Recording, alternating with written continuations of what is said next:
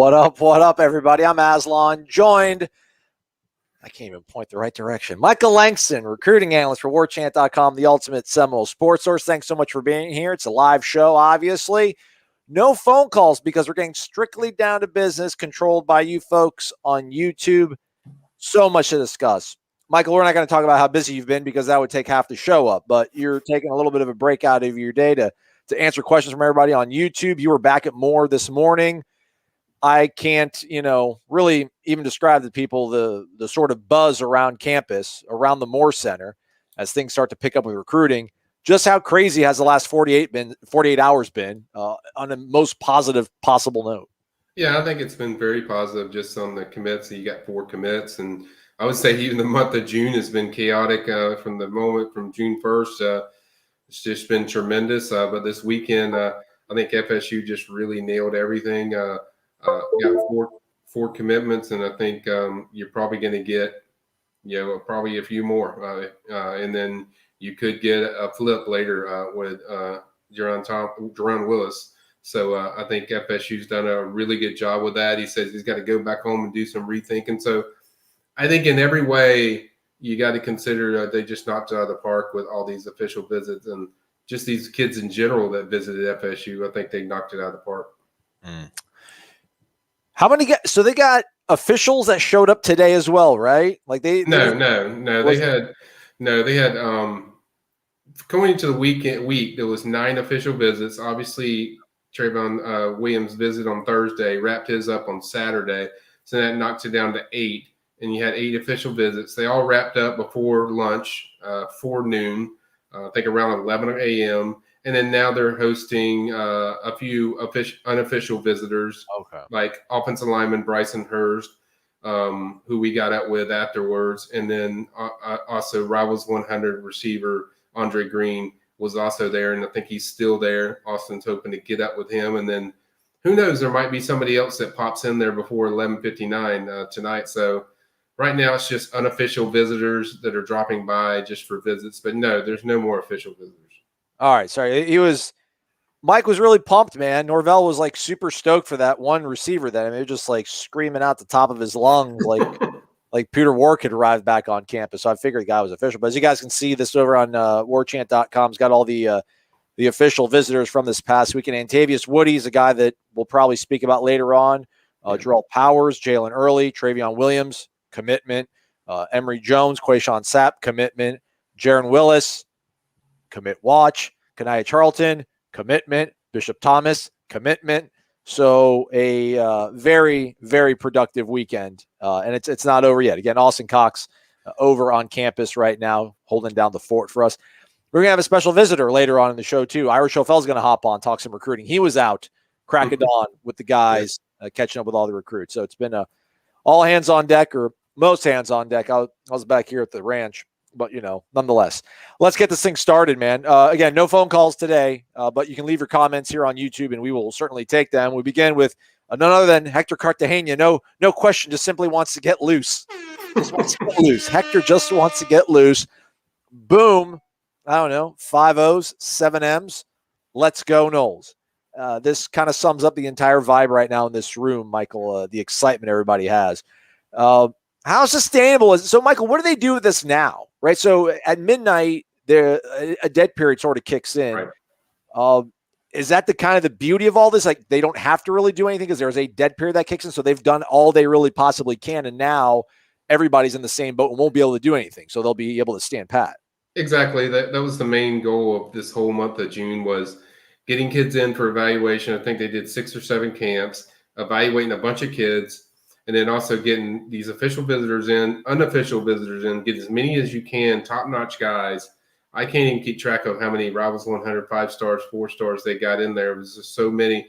So that was really a goal. And then, knock it out of the park. And I think even if you asked FSU, I don't think they expected to get 4 commitments, or possibly that number might get up to 6 from this weekend, maybe 7 but I think it was mainly just to really show what their product is, and it kind of gets you going into the summer. We have one more event coming up on July 25th. I think it's going to be like kind of that elite camp that you videoed and showed, and So I think it's going to be that. So it's going to be more elite dudes that will be there. They got a dead period until July 25th, and that's the first day. And I think they're doing that. I think it's going to be a short open period, though. I think that's, a very short time frame, because I think in August they have another dead period because you're starting fall practice.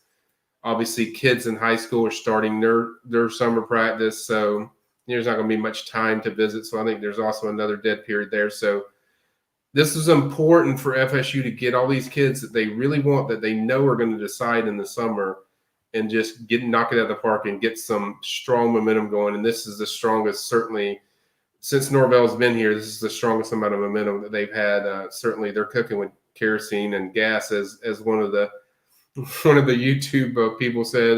They're not lying. I mean, they're on fire. I mean, they are just they're killing it. They're out working people. We'll discuss this earlier. Apparently, Manny Diaz didn't think so much about what they're doing. Took a little dig, but whatever, Manny. Work harder. We're about working instead of tweeting. Oh, shots fired. Hey, I'm Switzerland. I'm Switzerland, Miami. I'm not. I don't like you guys either, but I'm not going to take shots at your coach right now. Hector, hey, man, thank you very much. I appreciate it. Thank you so much, Hector. Everybody do what Dan did also. Hit that thumbs up button. He already hit it. He went to go hit it. He couldn't hit it a second time. So everybody just hit it once. All you got to do is hit it once. Share love for Michael and Austin. Although he's not here right now, he's here in spirit. He's out at the War Center working and grinding. If I could do this real quick, just pop this up on the screen. I know this isn't the podcast, but shout out to our friends over at DeLuna Coffee. If you go to delunacoffee.com and you scroll down, you'll see that they've got this little Warchant bundle. This is like over a $50 value. It's the sweet freaking tumbler that I've got somewhere here because I always got my DeLuna nearby. Man, they got this, the red, white, and brew, one of their great coffees because it's the 4th of July weekend coming up, and some barista chocolate-covered coffee beans. Yeah, there you go. Show the love. Show the love, Michael. There you go. That's what it's all about. It's like an over $55 value. They're doing it on discount right now for all of our listeners, $40. So head over to the website. Really do appreciate them supporting us, and you folks supporting them shows your love for the shows, for Michael, for the podcast, for Warchant. So it's super cool. We appreciate it. Thank you. DeLunaCoffee.com. Check them out. Hot chocolate is awesome, by the way. Hot chocolate is really good. Is that what you're talking about, That Michael? is what I'm talking about. It's really good. It's everywhere. It's almost like we planned that out. It's almost we've been hanging out so much, Michael, even on the internet. It's like we got ESP. Again, shout out to Hector. Octavio's in the house. Octavio said something earlier, and then he dropped money afterwards. Let me see what he said. He just wanted to say, let's do this. FSU Tribe 2022. We're doing it. We're doing it, Octavio. You're doing it as well. You're here. Thank you for being here, man. Thank you, Octavio. Appreciate the tip in the jar. It's much appreciated.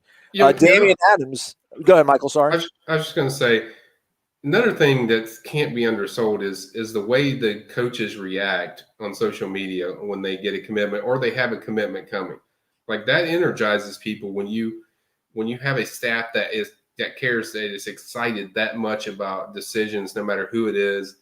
And I think they've done it. Not only have they worked hard in getting these guys in there and getting commits and getting kids and showing off what their product's going to be, but the excitement off of just getting these decisions, getting these kids on board, and the excitement of just always energy. I mean, I've seen these guys every day.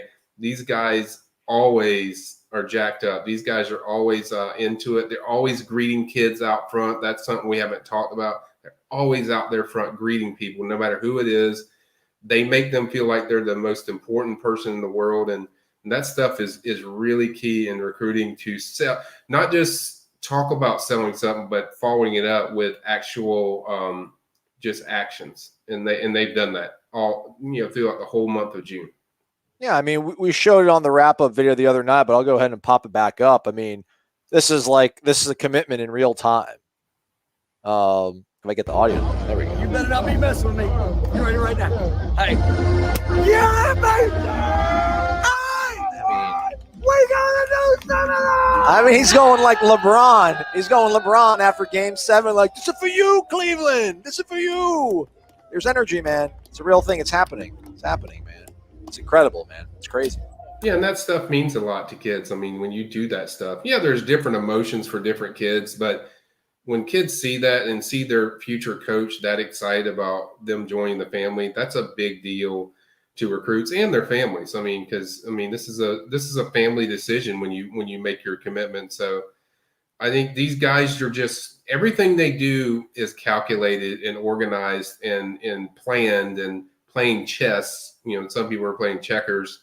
They kind of do a lot of these things, and just they're constantly evolving on everything they do. And then just, we never know. That's the thing. It's a lot of fun for me to cover these guys, because anybody that is that well planned, and they're always, you have to guess and figure out what they're doing, because they're on it so hard, and they're just so locked in. And it's definitely, I don't know what they're going to do this fall, but if they're just locked in recruiting, I got to imagine in the fall they got something special planned to get these guys going in the right direction. Yes. Let's hope it all works out in the fall. That's huge. As Damian points out, Miami fans, probably plural, Damian, there's more than just a Miami fan. Although there's not a lot of them. There's only one or two that go to the games. A Miami fan are losing their minds on social media sites. And the tweet that you referred to earlier from Manny Navarro, actually it's from Manny Diaz via Manny Navarro's Twitter feed. On recruiting in June, we're not a high-pressure outfit. There was a lot of schools that kind of press the kids to try to commit to get some fake momentum. They can win the recruiting bake-off in the month of June because that's not signing day. We want to be authentic. Yeah, and you know what's comical about that? Yeah, here's I'm going to give you two phases of why that's comical. First of all, Manny, if you're watching, you're the guy that loaded up your class early with commitments, and then a lot of them decommitted later on. So obviously you have no problem pressing and trying to get kids on board early on. Yeah, there's some schools that, like Alabama and Ohio State, they don't have to push because they're going to get their dudes. But I think it's kind of hypocritical when you do that, when you've been doing it for years. So you've been doing that. You've been trying to get kids to jump on board. They did it even last year, trying to get as many guys on board before the season started. So I think it's kind of comical and kind of funny when I see that. But the other thing is, it's like last time I checked, it's an open recruiting period. So it's your job to go out there and recruit, and it's your job to get out there and get good players and help your class. Doesn't matter what time it is, or if it's June, or if it's November. Your job is to go out there and work. It's like, okay, maybe Miami's not landing as many, but we know Miami's going to get their dudes. We know Miami's going to land some players, but it's like, I'm not dumb enough or naive to know that they're not doing this as a ploy, trying to sell recruits on that. Like, oh, we're above that. Like, no, Manny, you did that last year. So you push for kids. So nice try. 55th. They're 51 spots. 51 spots behind Florida State right now. Not good. Not good if you're Manny Diaz. Not good. But then somebody can be like, well, we scored 52 points on you last year. That's the beauty about college football, everybody. That's the way it works. Have fun with it. And Miami's going to get their dude. This isn't me taking a dig at them. It's like, if you're going to say you took a dig at them, Michael. It's okay. Own it. Wear it. It's fine, man. No, I'm wearing that, but I'm just saying Miami's going to get good players. But my point is, it's like, don't sit there and talk about something that you were already doing, like where you look hypocritical. It looks like it's almost all for ploy to get attention for it, and that's why he did it, and that's why I think he did it. But it's like, don't talk about stuff that you're already doing. You were doing before anyway. Let's keep it rolling. In the Wind 2 is here. Man, everybody got questions, bring them. But we'll take dollars. We'll take some dollars too, man. Dollar bills, y'all. Thank you, In the Wind 2. We need to find the original In the Wind. Or were you originally In the Wind and forgot your password and then had to get a new one and you put a 2 on it? Who knows? I don't ask the questions around here. You folks do. Thank you, though, man. We appreciate that. Thank you very much. Hey, Octavio's got a question. He threw some dollars at us before In the Wind had, so let's get to Octavio's question here. Is the FSU camp worried about the other schools trying to spy on how they handle recruitment? Seems like Norvell is a cut above the rest. There's a drone out there earlier, Michael. Did you see the drone? Yeah, I did. Who knows what that was? Yeah, I don't think they're really worried about. I mean, that's why they've been so open with us for access. When you look at it, They let us see all the scrimmages. I think they want people to know what they're doing, and it's like the way they're doing it. And if you want to copy it or follow that suit, then go ahead. But I just don't think Norvell and them are worried about what somebody else does or what somebody else sees. I think they're very confident in the product they sell, and in that product they're selling is definitely working with the culture, the family vibe. They're showing the real family vibe. They're not saying, "Oh, we're a family." No, they're showing kids. I mean, we heard that all weekend long. And then, I think they're walking the walk and walking the walk with everything they do. And I think and they don't have a problem if somebody else wants to spy on and do whatever. Obviously, they're going to protect themselves at university, but I don't think they worry about what somebody else thinks. They know their game plan. They know how they're going to execute it, and so far they're executing the hell out of it. Yeah, we'll have Ira on here in a little bit. Ira did a story about the innovative sort of methods that Mike Norvell is using. I haven't read the story, so we'll ask Ira about it too. See what sort of wrinkles they're working into their toolbox to get this stuff done right now. Johnny Lee, what's the status with Artis? Why do Crystal Ball have Ole Miss when it was FSU for the longest? I don't think it was ever FSU, Johnny, but I think FSU was involved. He canceled his visit to FSU before this weekend started.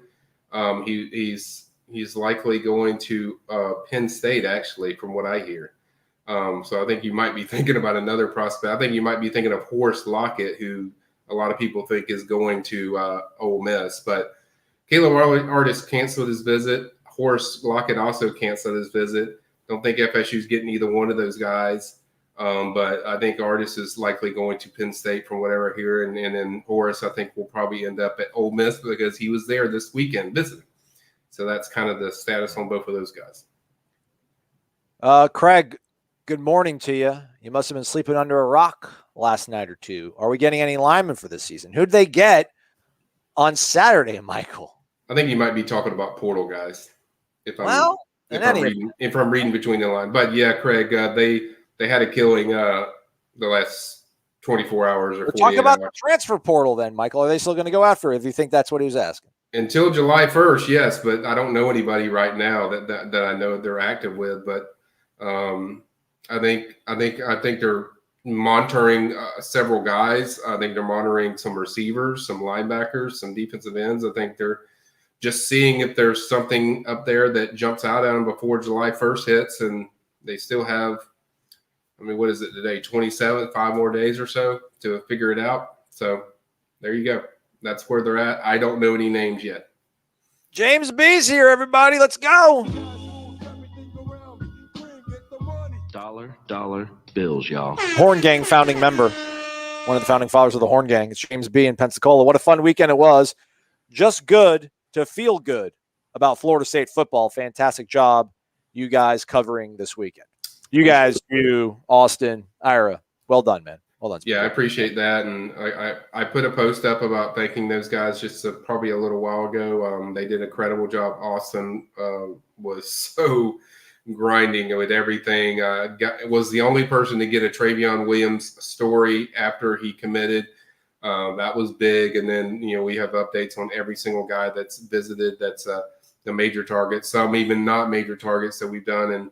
And Ira came out there and really just knocked it out of the park and helping us knock out all these official visit updates. So, everyone's had a strong part in this. We have a dream team, man. That's what it is. We have a great team that is only going to get stronger. And we're just I can't be more excited with the people I work with. They're good people and they work hard. And we have such a great group of guys.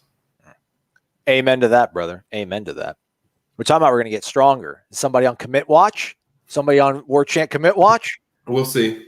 Okay. We'll see. All right. Look at that. Kev's here. Question mark. Wesley Pasante. I don't know how to say that. Yeah, it's Wesley Pasante. He visited FSU unofficially for a day, and then I think a day in that morning.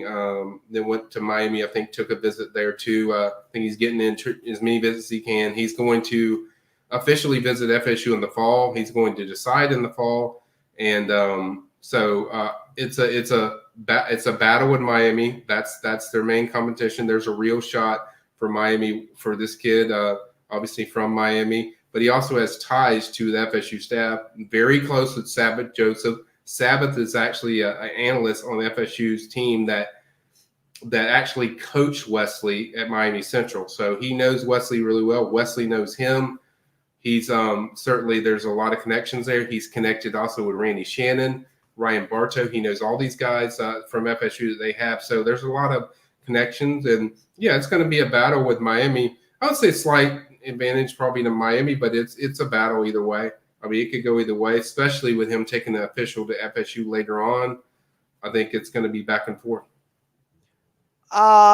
You're going to say both, but I hope you don't say both, Michael. If you could only have this kid or Nigel Kelly, which one would you rather have? I would pick Nigel because a defensive lineman is kind of where they need a ton of guys. But yeah, my answer, if I was allowed to, I would say both. But okay. Right. Nigel for me, just because Nigel such a weapon at defensive line. Whether you play on defensive end or defensive tackle, he would add so much to your pass rush and your line. And I've always said if I'm building a team, I'm building around trenches. That's where I'm starting. So that's where I would go. All right, right on. Dan Squatch, any word on Javante Barnes' timeline for a commitment? When we last talked to him, he said the fall, so I think he's waiting. Everything I've got was a fall commitment. He hasn't really set a timeline. He's originally from Florida. He said he's going to take official visit to FSU. Had a really good visit in the month of June. Really connected with a lot of the coaches, Coach Yak, Coach Dillingham. Had a really good time. Said FSU's really high up there, and I think he's the number one guy that they want at running back. I think if you pick one guy, he's the guy, and I think Oklahoma is a factor in his recruitment, but I think FSU is a major factor as well. So no timeline that I've heard yet, Dan. As you see his highlights scrolling here on the screen. Thanks for the question, Dan. We got Eric Angel here as well. I don't know, the timing on all these kind of come a little bit fast and furious. Shout out, Eric. Hope your day's going a little bit better. Hope you had a good weekend. Hope you were able to bounce back, big guy. What's up? He says, I'm in St. Augustine Beach. Awesome, man. I heard it's beautiful out there. Go Noles. Recruits, keep them coming. Offensive line transfer yet beside one from Notre Dame for this season? Nope, that's it right now. We're waiting to see if they can pull a rabbit out of the hat in these final 5 days and maybe get somebody. So far, I haven't heard any names lately, but I'll be honest, guys. I've been enamored by visits to FSU in June, so I haven't spent a lot of time on the transfer portal. I've been locked in with this all these visitors, these official visitors. So I'll have a little more time to kind of study that in these last 5 days. So I'll see if I can dig up some names and maybe get you a few guys to keep an eye on. All right. Well, hey, this is as good a time as any to pause for a second, but keep the show rolling on. Let's bring our own Ira Schofel on here. Ira, welcome to the Terror Dome, big dog. Thanks for being here, man. We got you on a Sunday night. Look at this, man. Kim's going to start coming after us, taking you away from her all the time. It's all good. It's a short window here. They know I'm just helping. I'm not carrying the big load like you and Michael. Oh, sure, man. You mean Michael and Austin? I've been giving a shout out to Austin too, man. Our guys are out there grinding for us, Ira. Well done, man. You and Gene, good job picking these guys out. Yeah, it's been a fun week or fun month, I guess, for the whole Florida State fan base. I think from a recruiting standpoint, but as hard as Michael and Austin and the other guys that cover recruiting have worked. Imagine how much effort.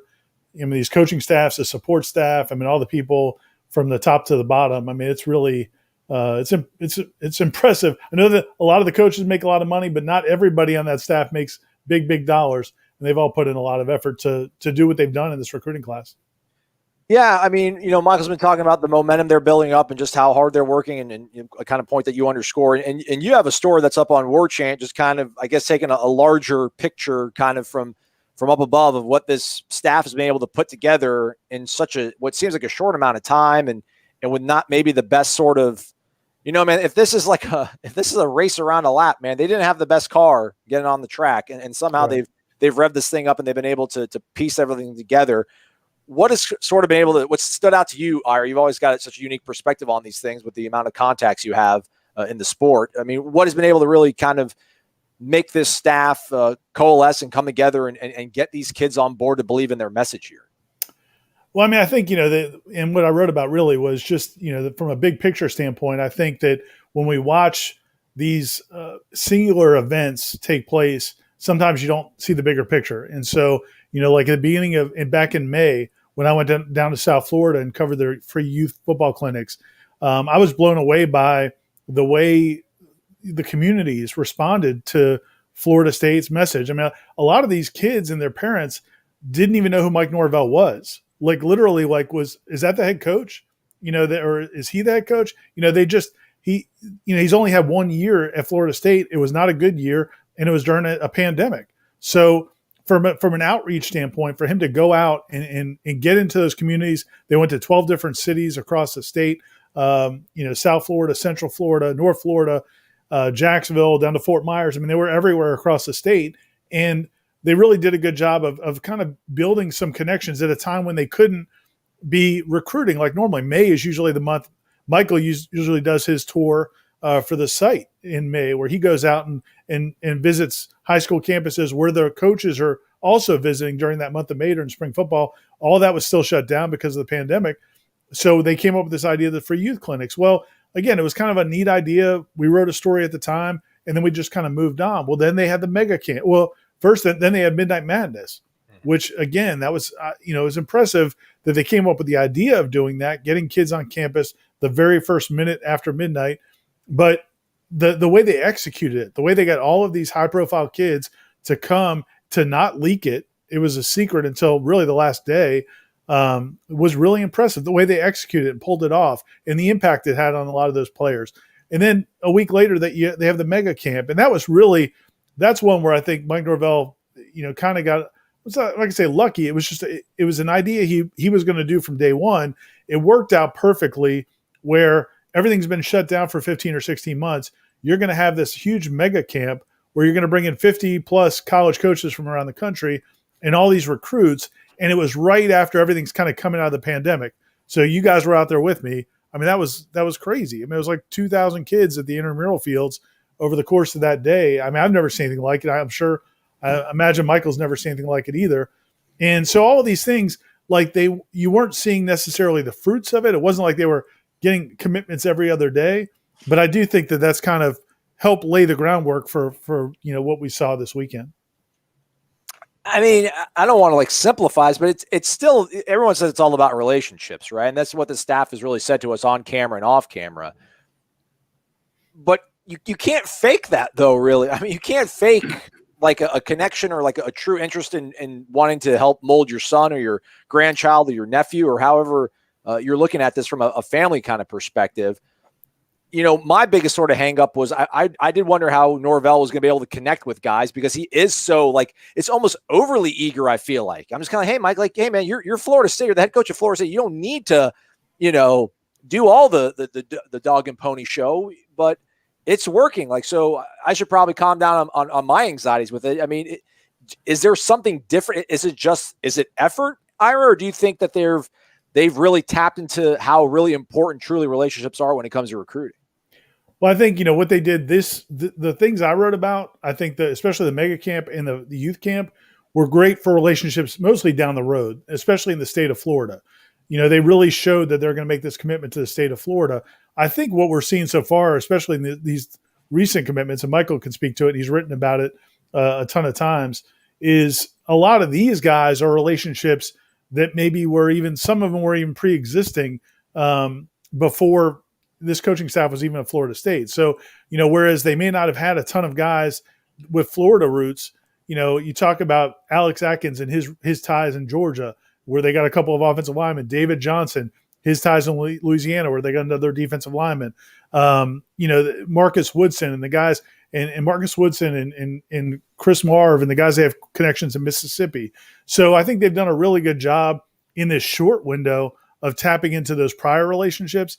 I think the other stuff is kind of going to pay dividends down the road. But no, I mean, I do think, to your overall point, you can't, I think you are what you are. And that's when you talk about relationships, the best recruiters are the guys that do come off as authentic with recruits. I mean, these kids, think about what these kids, a lot of these, especially the kids from inner cities, think of how many times people try to con them, people try to manipulate them, whether it's coaches or teachers or AU coaches or 7-on-7 coaches. I mean, they know whether or not somebody's looking out for their best interests or not. And I think that these guys do a good job of selling that. Now, as you know, again, Michael's written a million times, so I'm not saying anything new. That is where it's going to be important to have success on the field because, they love these coaches. There's no doubt about it. These relationships are real, but they also, are going to want to see the product on the field as well. All right. Ira, Michael, did you have something to add? I feel like I was about to. Yeah, I mean, I think I would add to the mega camp was, that was mostly done for high school kids, not necessarily targets, but to kids that in the state of Florida, and it shows FSU's commitment. Like, okay, we know a lot of you, we won't be able to be targets for us, but we're helping you where we're bringing other coaches so they can evaluate you and you can get a spot somewhere. It tells you their dedication. That's going to win over a lot of high school coaches. Right. And then two, with this massive kind of event with like 4,000 kids, it brings other top guys, like top 100 5-star guys, wanting to see that of what these guys do in that pressure cooker of coaching. If you're getting in the reps, if you're getting in all that stuff. So all the stuff they're doing is really paying off. And I've said this before too with the visits. It's like they're not telling kids like we're going to win 10 or 11 games. They're being honest about their situation. Like, look, this is what we think we can do this year, but this is why we need you so we can get to that 10, 11 wins. But they're being so direct and straightforward about.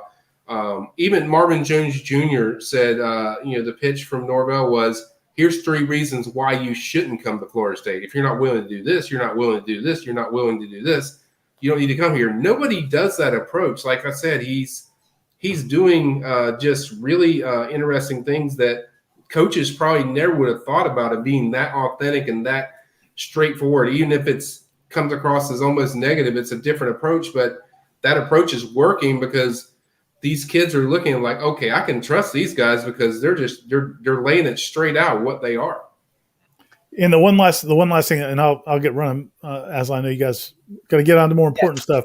But on that point about the mega camps, that was in one of the things I mentioned in that article was, I was actually standing near him when he was getting a text message from a UF grad, a former UF football player who is in the state, a prominent guy in the state, who texted him during the mega camp because he saw this stuff on social media and just said, man, I really appreciate what you're doing for the youths in our state, giving them this opportunity to be seen by, the smaller schools, not just the Florida States and Miamis, but the Division II schools, Austin P, the NAIA schools. And we saw some really, you see the names on the shirts from their coaches from all over the country. And then, when I did the story, I talked to Luther Campbell about it, a guy who, his clearly a Miami guy and came out and ripped Mike Norvell a year ago. He also said the same thing, how impressed and happy he was that Norvell was doing it. Mike Norvell didn't invent the idea of a satellite camp. There have been satellite camps before. He did do the mega camp at Memphis and had a huge turnout. But I think it was a combination of having it at Florida State, which is obviously a much bigger stage, but then coming out of the pandemic, it was really a perfect timing to have that event. So all those things, I think, again, just set up relationships for down the road. Check it out over on warchant.com. If you're not already a member, subscribe. Only thing better than a Clark column, a Schofel column. Norvell changing the rules of engagement and recruiting. Ira, thanks for your time, man. Appreciate it for real, man. Everybody always loves to hear from you, man. You're the man. Thanks, guys. Get some rest, Michael. See you guys. Now back to regularly scheduled programming here with the Michael Langston call-in show, although we're not taking any phone calls. We're going to take this message from Justin. Justin got upset. We were taking questions from people who did not tip us money, which is fair. You got to go to the front of the line. A little bit of that, a little bit of that, a little bit of that, a little more. How about that, Justin? How about another one? He listens to every show. Diehard Seminole fan from Perry. Shout out Perry. Had a question for Michael. What running back recruits do you think we land for 2022 since we have none currently committed? Well, I mean, I've only forecasted one guy, and that's Jalen Glover. So Jalen Glover will be my name in from Lake Gibson. He officially visited FSU over the week. It was a midweek visit, officially visit. I think he's currently he was visiting Utah, and then I think he's going to make a decision from there. But everything I've said, I've had is points to him, but it's not clear if FSU is going to take one or if they're going to take two more. I mean, they're after so many guys that makes you feel like they're going to take two more. So. Jalen Glover would be the guy that I would go with, Justin, as far as right now. But a lot of other ones really haven't officially visited FSU yet, so it's kind of hard for me to say who they would land. But if I'm picking one, that's the guy I would pick. Is he higher? Do we know what their board looks like, or you sound like you were speaking pretty highly about Javante Barnes? Earlier. So where's he? The two guys I think are highest on the board would be Javante Barnes and Katrin Allen from IMG Academy. Those are two guys that unofficially visited FSU in June. I know the staff is extremely high on them. Those are guys that I think if I was picking two top guys, I think they would be the top guys. But I think also Jalen is very high up there for FSU. But I picked Jalen because Jalen is more likely at this stage. Okay. Those guys haven't officially visited FSU. But, yeah, those two I think are the ones that I think they want the most. Somebody earlier, I think it was it Johnny? Johnny who was asking about the Ole Miss thing, was saying he wants like the running back and somebody else from IMG. So there you go. Hey, Justin, thanks for being patient, man. Thanks for hanging in there. Appreciate you your loyalty to the show, listening to every show, and thanks for the 20 bones, man. For real, that's much appreciated. Thank you very much. Let me see. I see lots of questions, but I see people's names highlighted, so let's get to them. William McMillan always likes to spruce this place up and class to join up with a super sticker. We appreciate it, William. Looks beautiful. I can't see it, but I'm just going to assume that it does. Let's get some likes, by the way, everybody. Let's take a like break. Thumbs up, hit it, tap it, click it, touch it, love it, feel it, enjoy it. Get down or lay down. He's bringing some sauce. Oh, more of that.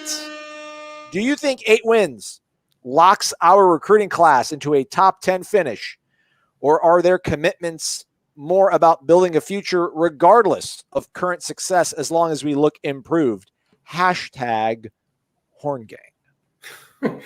I think definitely 8 wins will put you in above the top 10 mark, probably around 7 or 8.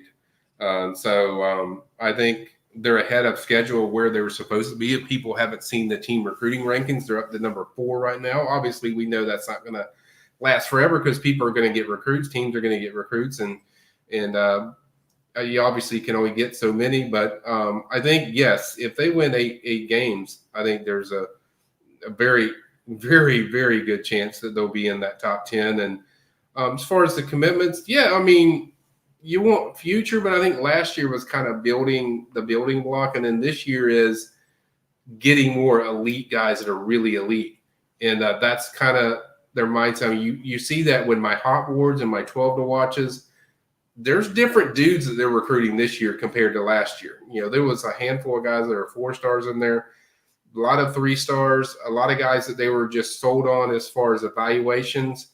This year, there is a lot more 4 and 5 star guys. There's a lot more Rivals 100 guys. So it's a much different the way FSU is attacking, and certainly more high level guys. And we've already seen that with some of the commitments that they've already landed in this week alone. So I definitely think 8 wins will get the job done. All right.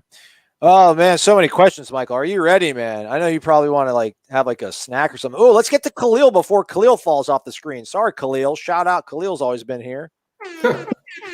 He waited in line longer than you, Justin. Check that out. By the way, Justin says he's not upset. Says he loves the show still. Side note, apparently I'm taller. I don't know, what, you think I was short? Come on, man. The way I talk. How good do you guys believe Notre Dame will be? Oh, wow. I wasn't prepared for that, Michael. Hope you are. What is the realistic expectation against Notre Dame from a competition standpoint? Man, it should be a game in the fourth quarter. You know, if we got guys on the defensive line like Keon Thompson and Jermaine Johnson that are going to disrupt the pocket, and Robert Cooper and Fabian Lovett are going to hold up at the point of attack, they've got to break in a new quarterback. I know they got a lot of offensive linemen that have played, but this will be their first time, all 5 of them, kind of going into battle, if you will, by each other's side. And then offensively, I feel good about whoever they're going to have out there at quarterback. I really do. I know the receivers is a big question mark. I think Lawrence Toafili is going to have a big season. And I like the offensive line. I really like Alex Atkins. And I think Robert Scott, with a year older, I'm not one of these guys that just because you're a year older, I think you automatically get better. But, man, I think we saw him get better throughout the season. He got some freshman All-American honors. And there's got to be something about you know you're the guy. I mean, you could come in here as a true freshman and work like, yeah, I'm gonna work like I'm the starter. I'm gonna work like I'm with the first team. But back in your mind, like you're not, man, you're not. But now that he's got that under his belt, hopefully Devontae Love-Taylor comes back. There's no reason why this should not be a competitive game in the fourth quarter, man. I don't know if they'll win the game, but I do think they'll put on something out there that makes you feel encouraged about what the season could be relative to what our expectations are. That's me. I agree with a lot of that. I mean, Notre Dame's really young on the offensive side of the ball. Obviously, breaking in a new quarterback, their defense is probably going to be their strength of their team. But FSU goes out there and they force some turnovers with this new look defense. They're going to cause a lot of problems, and they can pull this out. I think I agree with Aslan. It's going to be a game in the fourth quarter, and FSU's got playmakers, and if they can force some turnovers and do what they feel that Fuller's good at, which is, the main thing is that he's calling card is turnovers. That's what he's done everywhere he's been. So if he can do that, and then the offense can hit some explosive plays, I think they can certainly pull it off and get the win. I think it's very much a possibility. By the way, that's for you, Khalil. Thanks, man. Appreciate it. Marcus Wright, what about Julian Armella? Yeah, he visited officially, I think, to LSU, if I'm not mistaken, recently. So LSU's the team that I felt like it's the team to watch or the biggest competition. He's indicated that he's going to take official to FSU. He hasn't set that date yet. I'm feeling that it's going to be for the Notre Dame game. That's kind of the feeling I get. No leader, but I think LSU and FSU are the two teams that I hear the most surrounding his recruitment. I would even say until he visits FSU officially, I'm going to go with LSU is the team to watch. But I think FSU's right there. Really likes Atkins. Shocker there. Who doesn't? What offensive lineman doesn't like Atkins? But listed as a 5-star. Don't think he should be a 5-star that high, but I think he's still a really, really good player. Him as a number one prospect in the state of Florida, Michael. I'm just telling you, he's a really good player. I wouldn't have him quite ranked that high. I think he's a solid prospect. I think he's a Rouse 100 kid. But and he's a guy that, look, it was vital FSU got him there for Midnight Madness, and it's even more vital to set up this official visit. They definitely have a shot. They just got to go out there and do what they've been doing and when they get him on campus for an official visit. We've kind of touched on this, and we're going to get asked this question. You're going to get asked this question a dozen more times probably in the next day. But realistically, Devin Farrell asks, realistically, how many of these guys stick when we win 5 games this season? Well, Devin, what if they don't win 5 games? But all right, for this exercise. Well, I mean, first of all, I don't like just to say this offhand. I don't think they're only going to win 5 games. Okay. So. Well, he's making it like Devin's saying it like it's factual, like it's going to happen. But if it does happen, this just kind of goes back to the point I said earlier. They prepare these kids of what their expectations are. They're not telling these kids we're going to win 9, 10, 11 games. They're being very real about what they have, what their team has, maybe in discussing exact win totals of what they feel going into the season. Doesn't mean their goal isn't to win 9, 10, 11 games, but they've been very straight with their kids and all these recruits of this is what our expectations are. So I don't think it's going to affect a ton of guys because they know what the coaches have been telling them as far as being honest and genuine about selling what they have.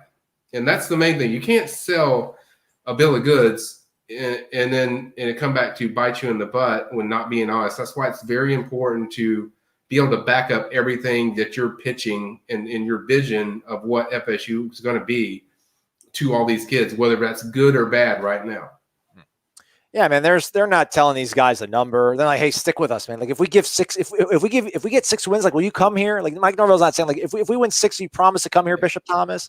Yeah. I know you're saying, Devin, I get it, man. I do get it. I mean, the only one I would say, and this is just totally anecdotal, just like history speaking, like Travion Williams, that surprise of that him kind of coming on like that out of nowhere and he's from Mississippi. Although it probably helps out the fact that they got a weird dude like Mike Leach at Starkville right now, which is a lot of kids would like to go to Mississippi State that live in state. That's kind of, that's more of the pull for people that live in state. And, Lane's a little bit of an acquired taste, but, we've seen Charles Crosby committed to Florida State and the season not work out the way they wanted to. And then he flips. We've seen Luke Altmaier commit early and then the season happens and it's not the way he wanted to. Then he stays in state and flips. So that's one guy I would say, a little bit concerning. But hey, man, this is the cost of doing business. You want to get better, you have to go after these guys. And I'm not saying like let's build a statue for Mike Norvell now, but I mean he's getting these kids to believe in his vision now. But yeah, man, like Quayshawn Sapp, Kaniah Charlton, those are really good offensive linemen. Like Kirby's going to keep calling them, and then if they only have 5 wins, they're going to get a lot more calls, and they're going to hear guys at the gas station and school be like, "Man, you're really going to go to Florida State?" But I don't think they're going to worry about Florida State's bowl in determining where they're going to go to school for the next 3 to 4 years. I mean, it's going to be about the relationships and what they think can possibly happen when they get on campus. I add to that Travion Williams. I mean, there's a rumor that he didn't confirm this with me, but that he might be moving to Georgia to play at the same school as Travis Hunter.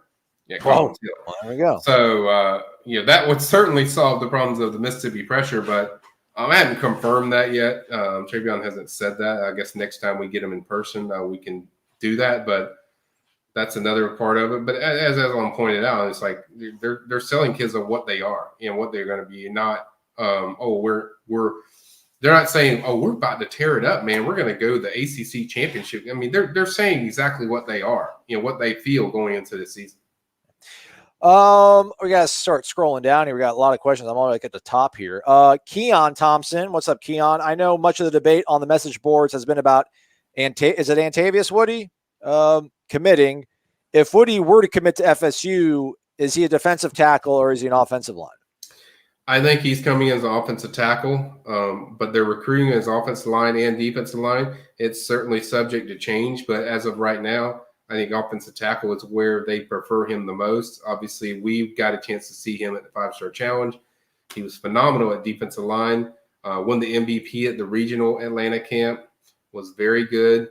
But I think as of right now, I wouldn't just etch it in stone when I say they prefer offensive tackle. He could end up as a defensive lineman too. So we'll see. But I'd say right now going into it, I think offensive tackle is where I could see him. Yeah, Alabama always get a little uneasy about that. But again, Auburn right now, Brian Harsin, whatever. I'm not worried about them. But, if Bama came knocking, you get a little bit nervous about these things. But, hey, right now we're going to enjoy it. We're living in the moment, everybody. We're living in the day. You got to recruit them no matter where they're from, man. You want talent. I mean, you're going to have to, whoever you're going to have to battle, you're going to have to battle. You're going to get good players. Other teams want good players too. So I think FSU's done everything the right way of what they needed. The relationships are awesome and all that stuff. So we'll see what he does in a few days. I feel pretty good about that one. All right. Let's take this one at the top. Well, I mean, I guess Antavius Woody's probably the answer. It fell off the screen. I'm sorry. Somebody asked if you thought we were going to get any more 4-stars this weekend. Antavius Woody's probably the one I would imagine. Oh, there it is. Maybe not this weekend, but maybe next week. Yeah. Within next week. Yeah. There we go. Yeah. I mean, Antavius Woody would be the guy I pick, or Jarrell Powers. I think both of those. I think Jarrell's announcing on July 3rd. I think Woody's told me in a few days. It gave me an indication that he might be waiting on an edit for a graphic. So I won't tell you who he told us is doing the graphic because I don't want to tip off anything, but I'll just say, whatever, so, but I think Antavius Woody would be my pick. Dave asked about Stacey Wilkins. Is that a moving along now then? Didn't work out? Yes, it is. Zandale only. Any word on Mario Eugenio? Is he visiting? He was on a 5-star camp. Yeah, that guy, he showed out. Yeah, I think he visited in June. But I think everything from I've heard looks to Michigan, pointing to Michigan. FSU hasn't really offered him yet. I think they should. I love his game. He was really good at 5-Star Challenge. Really good. I would offer him personally, but I think Michigan's the one that sits in a good spot there for him. Okay. Tim Osceola. Hey, Michael, is Skinner a realistic get? some services have him as the number 1 tight end. Is that above our pay grade right now? Hope Travis Hunter is in his ear constantly. Norvell loves those tight ends. But Well, he's not a tight end. The funny thing about this is they're not recruiting him as a tight end; they're recruiting him as a receiver. That's how much they think of Julio Skinner. And yes, he is a very realistic get. FSU is very high on this list.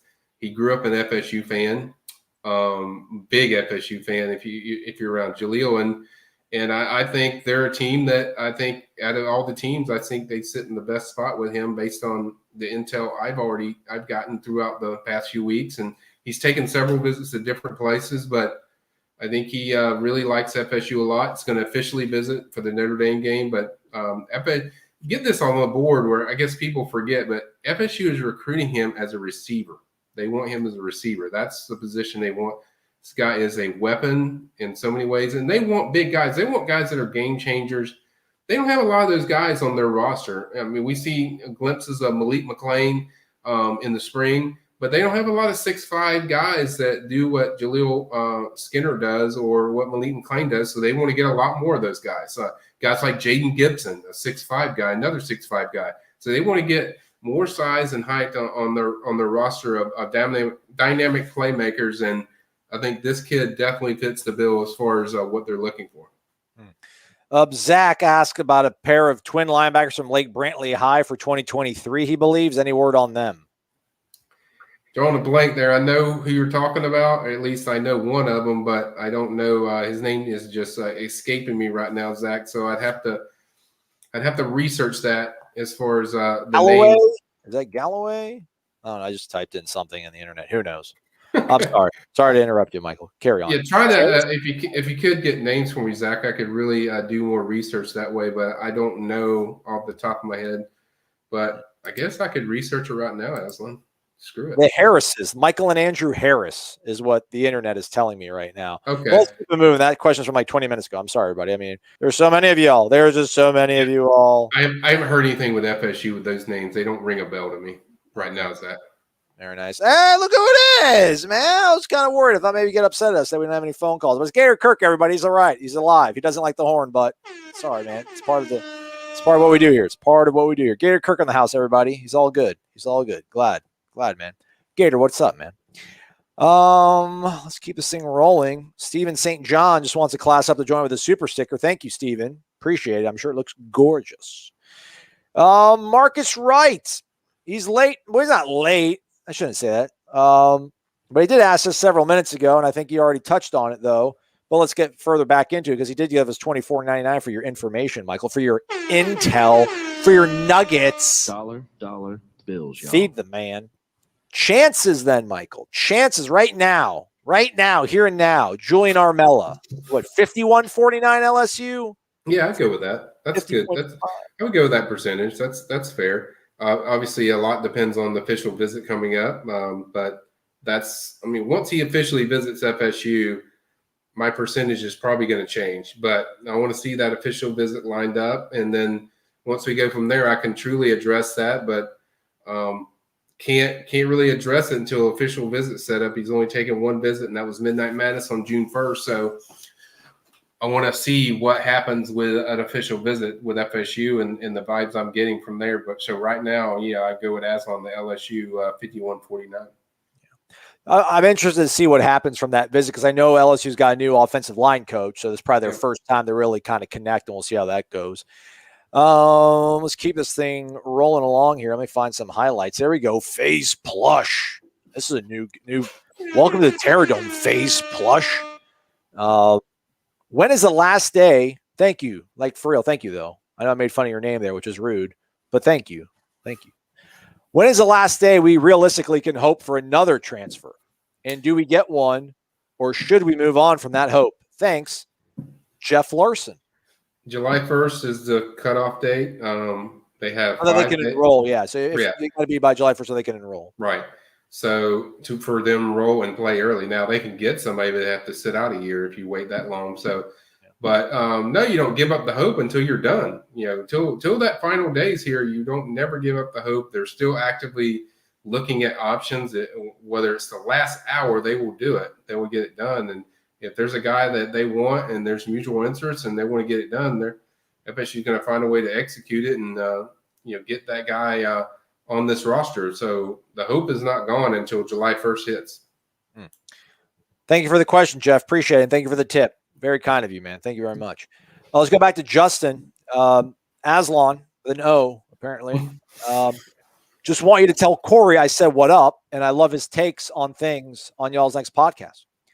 I'm sure he knows he loves you. I'm sure he knows that you love him. Everybody loves Corey, but I'll let him know. Spoiler alert, we already recorded the podcast for tomorrow because it's Sunday, man. Can I have a breather? He really knows his stuff, and I appreciate y'all. He certainly does. He carries that show.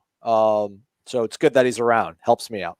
I'll let him know. I'll spread the word that you think he's awesome, though. I assure you that. Does anybody know if Dion Bowie is still in the picture, Michael? Yes, he is. He officially visited or unofficially visited FSU for like 4 days in June. I want to say during their last camp they had with the 7-on-7, he was here at FSU. Yes, they are active with him. I think Texas A&M and FSU are the two teams that I hear besides Georgia that are certainly pushing for him. Obviously, he's really close to Travis Hunter. That's basically his best friend from what I was told. So Travis is recruiting him hard. Bowie's already said that it's likely he's going to take an official visit now to FSU. So, yeah, they're definitely very active there. All right. Abdullah Zikra. Abdullah. Any updates on Kevin Coleman? Not a lot. I mean, he's going to decide in the fall. FSU knocked it out of the park, obviously, in that June 1st night where he visited for 3 days. First picture with the slingshot that everyone sees in the slingshot car. But I think FSU is the team to watch for me when I watch them. I don't think Alabama is their biggest threat currently. I think it's more probably Oregon. That's a team he's intrigued with as well. So I think FSU, Oregon are the teams that I hear the most. But I think FSU is doing the best job recruiting him. I think FSU has really done a great job. But at the same time, I think Kevin wants to see kind of what a lot of elite guys want to see is what these guys look like when they hit the field in the fall. So I think he wants to be at the Notre Dame game. So he'll certainly maybe see FSU a few times, and I think he wants to see how these guys look. And certainly if they look very much improved, that just improves their stock even more with Kevin Coleman. But, yeah, let's say, main teams, probably Oregon, Texas. I would not throw out – Alabama's still in there, but not as much of a strong suit as it was. But I think those are the kind of the main teams, Oregon, Texas, Alabama. Abdullah's got another question, but let's get somebody else. Don't answer that one. Let's go this one. Everything NES nostalgia. Oh, get that Nintendo Entertainment System. AJ Duffy, gonna stick, you think? Yes. Next question. Nice. There's just really no need for me to address that because I love it. Yeah. He's about as locked in as they get. So, yeah, he's good to go there. Conrad probably contacting us from the 229. Are we in it for any Colquitt County or Valdosta recruits? No, well, they have a tight end at Colquitt, if I'm not mistaken. That's a 2024 kid, tight end committed. Landon Thomas, if I'm not mistaken, he's committed to FSU. So they certainly have him. As far as other ones, yeah, I don't know any off the top of my head, especially for 2022. There might be some 2023s in there that I'm slipping my mind, but main one I know is about is Landon Thomas, and he's camped at FSU. I've seen him at different events, so that's really all I know right now is Landon Thomas. All right. You've been kicking this around, but it's in a different format. So we'll give Benjamin some run. We'll give him some run. Realistically, where do you think we end up in the final recruiting rankings and why? Top 15, right, Michael? It's like impossible to say right now, but I would say I'll just take a shot, man. I think they're going to be inside the top 10. Oh, all right. Okay. Yeah, I think they're going to be. If I had to pick a number, I'd go with right now. I'd say 8, 9. I mean, yeah, you get like an Armella or a Pritchett. I just think like they're going to win enough games that they're going to keep recruits pretty excited, and then I just think with the staff, the way they're doing things, there's such an excitement level. I think they're going to win some game, maybe a game that they weren't expected to win. And then I think they're going to show what they need. It's going to be a perfect product because you're setting up this season to go in the next season, where next season there's going to be more pressure on them. But I think for this year, yeah, I mean, I think top 10 or barely inside the top 10. I think that's very feasible. Justin thinks I'm awesome too. He can tell me that, but he can't tell Corey. So I have to tell Corey that Justin loves him. I will. I'll let him know. I'll even do this. I'll even do this when I'm telling him on the show, Justin. Thanks, man. Scott Parker is asking about some sort of linebacker from Oregon that apparently Mackenzie Milton might have been buzzing about on social. Yeah, I can't even pronounce his name properly myself. Oh, I think I saw him in the portal. Yeah. He's got, yeah. Sorry, that didn't add a lot, but I know what you're talking about now. I can tell you right now if you give me a second, guys. Isaac Slade. There you go. There you go. How do you? I'm not going to disrespect and. But yeah, he's a guy that I was told to keep an eye on if FSU's pushing there, because I think he's a guy that certainly they would be intrigued by. He's a 2-year starter. Certainly has the productivity that you look for, and yeah, it's a guy to watch. But nothing serious yet. But he's just a guy to watch. All right, it's from Honolulu, big city, big island.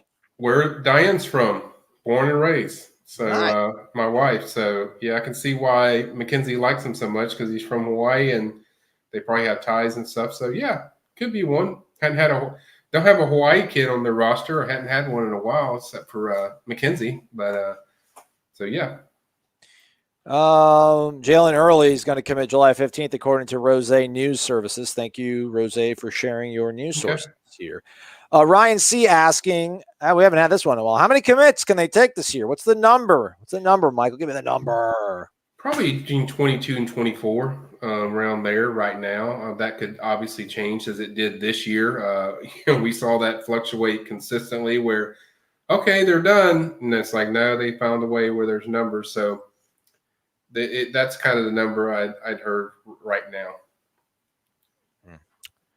Let's see. There's some more questions. Oh, man. Jean Duplé. If they have success on the field, the FSU staff will have to turn players away. How many spots do they leave open for signing day? Or do you think they just finish the class before signing day? Hopefully players like Coleman, Marvin Jones Jr., and Armella don't wait till signing day.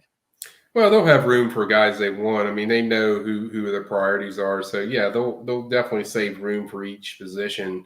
I think guys like Marvin Jones Jr., Kevin Coleman are absolute lock. Skinner, those guys are absolute locks as far as having a spot. Pritchett, certainly those guys would have a spot. The other guys, I don't know. I mean, just it's wait and see. But they know which ones are priorities and which aren't. And so, no, they're not going to – I don't think they'll fill up before signing day. I think they'll definitely save room for those guys. And they know what – this staff is very calculated in everything they do. So they know what they have and what guys they want that they're going to make sure there's room for.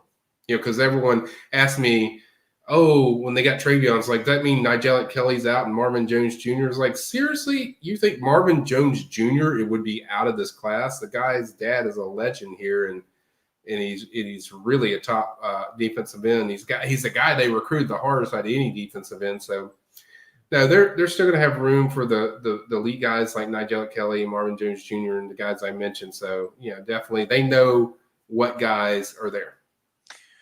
All right, last one. Abdullah asked about this. Charles Gardner asked about it too. I've tried to find news about this on the internet. I haven't had any success. Maybe better asking you, Michael. But Manny Rogers for what Jensen Beach ended up going JUCO. Do we know what he's up to? Yeah, I talked to his head coach a while back at Jensen Beach, where he played high school. And he told me there wasn't much interest from pushing for FSU. He said mostly he was hearing from Mississippi State, but I haven't heard anything with FSU involved with Emmanuel Rogers. So right now I don't, but I can recheck. I check again on that and check on my guy over there at Jensen Beach. But for right now, from what I have, the only interest that I'd heard at that time was, and that was like several months ago, was was Mississippi State. And then this, I mean, I don't know. So they obviously, if they want to get somebody to play this season, they got to get him in and signed, sealed by July 1st. But I guess looking ahead for 2022, how many are they saving for the transfer market? Yeah, that's something I can't really answer right now. It's impossible to answer. It just depends on how the class fluctuates as far as filling positions. Obviously, there's always going to be 2 or 3 they'd like to say, but really it could be more. I mean, we had no idea they're going to get 9 transfers this year. So, I mean, it's really going to determine how the success of their class goes during this season. So it's a wait and see thing. And I can't really give you a number, Charlie, because I don't know. It's too early to know that number for 2022. And we never know who's going to become available. I don't really know. Would they have gone after another quarterback, or was it because it was Mackenzie Milton, So hard to say what happens. Abdullah's got another question, but Abdullah, you got 2, man. Come on, man. Let's not take advantage of people in their time. Scott Fell says Norvell's on fire. That's correct. Very well. Very well said. All right, Michael, I'm done with you. Any last parting words, and what should people be looking forward to over on the PRB, the Premium Recruiting Board, Warchant.com? Well, there's tons of stuff from the visits, obviously official visit updates and stories we've already been shooting up. We've done breakdowns. I even did stuff last night telling you how the official visits were going before we even talked to them. So have that stuff going on. And then I guess the next thing is obviously see if anybody else shows up tonight. And then the next day or so, probably I'll get a day of rest first and then I'll work on it. But I'm going to work on a 12 to watch. It'll be very detailed. I call it like my mini hot board. There's no reason to do a hot board now because the numbers have dwindled down that you're better focused on the 12 to watch. It'll be very detailed. I'll cover 12, and then I'll cover some other guys that I think could move up to that 12 mark that to keep an eye on. So that's kind of what we have going on, the 12 to watch. And then after that, get a little break, take a little break and, obviously see what guys are going to jump on board and commit, and we'll be ready for it. Certainly you got a few guys that keeping an eye on, in the month of July, and we'll see where it goes from there. And you said what? There's another camp in July? Yeah, July 25th. There'll be another one because that's when they have an open period. So it'll be another busy day of hosting visitors, and then they'll have the elite camp probably later that day. These people have families, Mike Norvell. I don't, but these other people have families, man. Chill out. Thank you to everybody for being involved in the show. Everybody, thank you for your questions. Thank you to Justin, Jeffrey, Steven, Gator Kirk, Get Down, Lay Down, William McMillan, Justin, I said your name already, Khalil, Eric, James B, In the Win, Octavio, and Hector. Thanks for those tips, gentlemen. It is much appreciated. Hit the thumbs up on the way out if you guys could. Michael would really appreciate that. Michael, I don't think I want to talk to you for a while, but I hope you do well in the meantime. Take care, friend. Appreciate it, guys, and thanks for everyone, Aslan, Ira, Awesome. Gene, whoever, Austin, everybody doing a great job with this month of June. We couldn't do it without everyone chipping in. So thanks so much. Thanks for tuning in, guys, and we'll see you next time. There, y'all.